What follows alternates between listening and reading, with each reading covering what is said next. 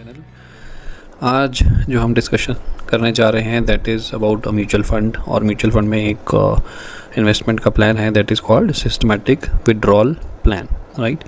तो इसमें जैसे नॉर्मली हम म्यूचुअल फंड में जब इन्वेस्ट करते हैं तो हम एक सिप डालते हैं, उसमें सिस्टमैटिक इन्वेस्टमेंट प्लान होता है जिसमें हम मंथली, क्वार्टरली या ईयरली जो भी हमने प्लान लिया होता है उसमें हम जो ऑनगोइंग इन्वेस्टमेंट कंटिन्यू करते रहते हैं। बट इस प्लान में हमें एक वन टाइम अपफ्रंट इन्वेस्टमेंट करनी पड़ती है, और उस इन्वेस्टमेंट के बाद हम और monthly basis we can withdraw a certain amount based on our requirement and based on our investment. तो चलिए इस डिस्कशन को आगे बढ़ाते हुए हम we will be discussing about what is systematic withdrawal plan. तो जो इस पूरी प्रेजेंटेशन में जो इस वीडियो में जो हम डिस्कशन करने जा रहे हैं, तो हम समझेंगे पहले कि SWP होता क्या है और इसका रेगुलर इनकम हम कैसे बना सकते हैं। इस डिफरेंस देखेंगे बैंक FD और mutual fund systematic withdrawal plan के बीच में, और एक बैंक की जो FD होती है उसका एक बैलेंस्ड फंड के साथ भी कंपैरिजन करके देखेंगे, राइट। सो रेगुलर इनकम से हमारा क्या मतलब है? रेगुलर इनकम हमारे पास चार ऑप्शंस हो सकती हैं। लाइक एक तो हम एक फिक्स डिपॉजिट हमने एक बैंक में कर दिया, राइट। तो आपने एक सर्टेन अमाउंट ली और आपने वो बैंक में फिक्स डिपॉजिट में डाल दिया।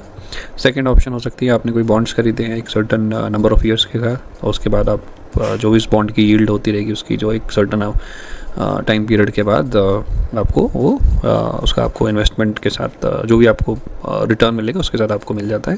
थर्ड ऑप्शन है कि आप एक प्रॉपर्टी बाय करें और उसका rental income you can have it.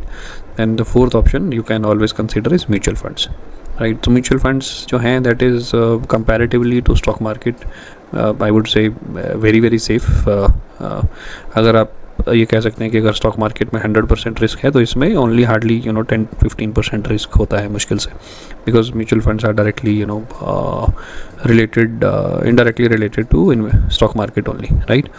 तो एनीवे इस कॉन्वर्सेशन को आगे बढ़ाते हुए हम जो डिस्कशन को आगे और कंटिन्यू करते हैं। तो हमें जो दो चीज़ें हमें ध्यान में रखनी चाहिए जब भी हम ऐसी एक इन्वेस्टमेंट करते हैं। तो पहला जो है दैट इज़ इन्फ्लेशन रेट क्या है, राइट। तो जो ऑन एन एवरेज अभी इन्फ्लेशन जो इंडिया में चल रहा है आज की डेट में that is around 7% year on year basis, right. तो अगर आप एक इनकम है आपकी जिसमें आपका 7% रिटर्न आ रहा है ईयरली ऑन बेसिस पे, तो इन्फ्लेशन भी उतना है, तो at the end of year you can say कि आप ऑलमोस्ट ज़ीरो पे बैठे हैं, मतलब ना प्रॉफिट है ना लॉस है, राइट। और दूसरा जो है इंटरेस्ट रेट क्या चल रहा है, चाहे वो आप किसी भी चीज़ पे चाहे वो बैंक के इंटरेस्ट हो या FD के इंटरेस्ट हो या आपके लोन के इंटरेस्ट हो, तो आपको ये दोनों चीज़ें माइंड में रखते हुए एक जो भी आप अपना इन्वेस्टमेंट करते हैं उसमें ये दोनों चीज़ों का स्पेशल एक अटेंशन देनी चाहिए, राइट। तो आज की जो हम जैसे हम हमारा जो एक्सपेंसेस हैं आज, तो सपोज वो आज 50,000 के आसपास का है, कल को यही 50,000 वाला जो एक्सपेंसेस है that will be 1 lakh at certain time period. So similarly जो एक्सपेंसेस हैं जैसे 50,000 है, और आज की डेट में अगर 50,000 हमें इंटरेस्ट मिल रहा है, कल को क्या इंटरेस्ट मिलेगा that we need to calculate before we do in any kind of investment.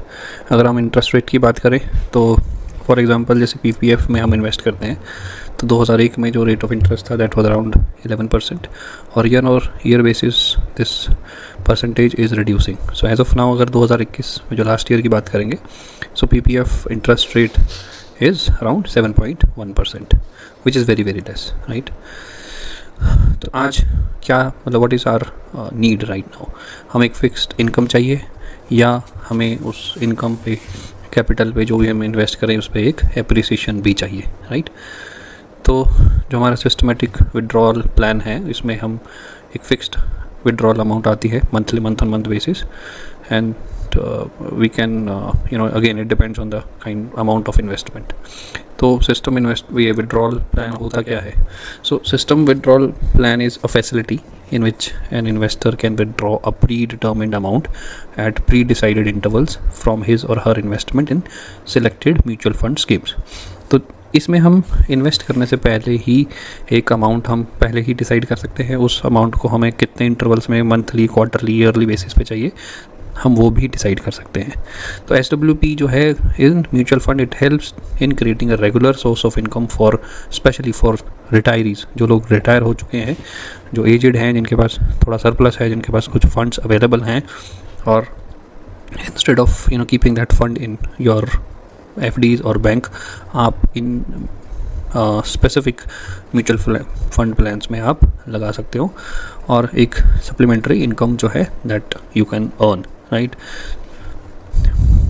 तो सिस्टमैटिक विड्रॉल प्लान में एक रेगुलर विड्रॉल आता है मंथ और म्यूचुअल फंड इन्वेस्टमेंट, फ्लेक्सिबिलिटी मिलती है, हम कितना अमाउंट चूज़ करना चाहते हैं और कितनी देर की हम वो स्कीम चूज़ करना चाहते हैं। Plus this is more tax efficient. तो अगर आप FD पे इंटरेस्ट की बात करेंगे और सिस्टमैटिक विड्रॉल प्लान पे जो इंटरेस्ट जो विड्रॉल करते हैं, उन दोनों में टैक्स का बहुत डिफरेंस है, राइट। एंड ये जो प्लान है ये स्पेशली जो उन लोगों के लिए है जिनको एक फिक्स्ड इनकम चाहिए मंथ ऑन मंथ बेसिस, और एक विड्रॉल चाहिए, आपके पास कुछ लमसम अमाउंट है which you want to invest, तो उन लोगों के लिए एक बेस्ट ऑप्शन हो सकती है। और जो लोग रिटायर हो चुके हैं, जो एजड हैं, जिनके पास थोड़ा फंड है, उन लोगों के लिए भी ये बहुत फ़ायदेमंद प्लानिंग है। तो एक एग्जांपल लेके चलते हैं एक, और ये एक जो एग्जांपल हम ले रहे हैं that is just hypothetically illustration, right. और ये सिर्फ एक समझाने के पर्पस से ही हम लेकर आए हैं। सपोज़ किसी ने 25 लाख रुपीज़ इन्वेस्ट किया है, और जो सिस्टमेटिक रिटर्न जो हम इन्वेस्टमेंट विड्रॉल प्लान में हम एक रिटर्न का जो हम वो लेके चल रहे हैं, मिनिमम अराउंड से 10% का लेके चल रहे हैं, और इसमें हमने डिसाइड किया था कि हमें जो एक मंथली विड्रॉल जो अमाउंट है दैट वुड बी 14,583, राइट। तो इसमें जो सिस्टमेटिक विड्रॉल प्लान है वो हमने 7% का जो annual rate of monthly basis पे जो हमें ये मिल रहा है, राइट। स्कीम का जो रिटर्न है दैट इज़ अराउंड 10%।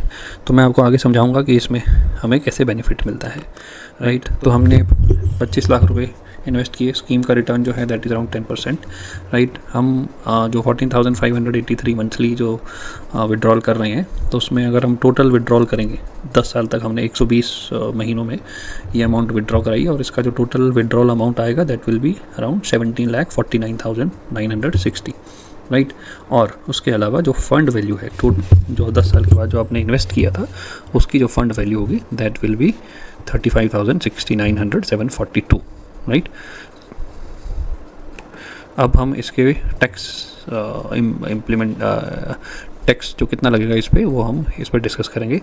सो जो विड्रॉल जो हमने किया है मंथली SWP प्लान में, तो ये रिडम्पशन माना जाता है, right. Based on this SW amount units are automatically redeem. तो हमने जो अमाउंट इन्वेस्ट करी थी उसमें जो NAVs होते हैं, वो NAVs हम रिडीम भी करते रहते हैं, तो इस पर पूरी अमाउंट पे आपको टैक्स नहीं लगता है, राइट। तो जो टोटल टैक्स लाइबिलिटी जो होती है that will be on the gains after redemption. तो रिडम्पशन जैसे आपने NAV 30 का अमाउंट कभी इन्वेस्ट किया था, आपको 35 रुपये रिटर्न आए हैं, तो 5 रुपये पे आपको मिलेगा। आपने 35 रुपये विड्रॉ करे, बट आपको 35 पे वो नहीं मिलेगा, आपको टैक्स जो लगेगा वो सिर्फ 30 रुपीज़ पे लगेगा, राइट। तो एक कैलकुलेशन की इलस्ट्रेशन दी गई है। 25 लाख हमने इन्वेस्ट करे, 10% का रिटर्न है, 14,583 हम मंथली बेसिस पे उसमें विड्रॉल कर रहे हैं। तो जो इसमें जैसे एक इलस्ट्रेशन दे रखी है, जो हम NAV है सपोज 10 रुपीज़ का है, विड्रॉल अमाउंट दे रखी है, यूनिट सोल्ड दे रखे हैं, राइट। तो जो प्रॉफिट ऑफ यूनिट्स जो अगर हम पहले फर्स्ट मंथ में जो यूनिट के बाद जो NAV के बाद जो सेल जो यूनिट आएगा, वो एक इलस्ट्रेशन दे रखी है मंथ ऑन मंथ बेसिस।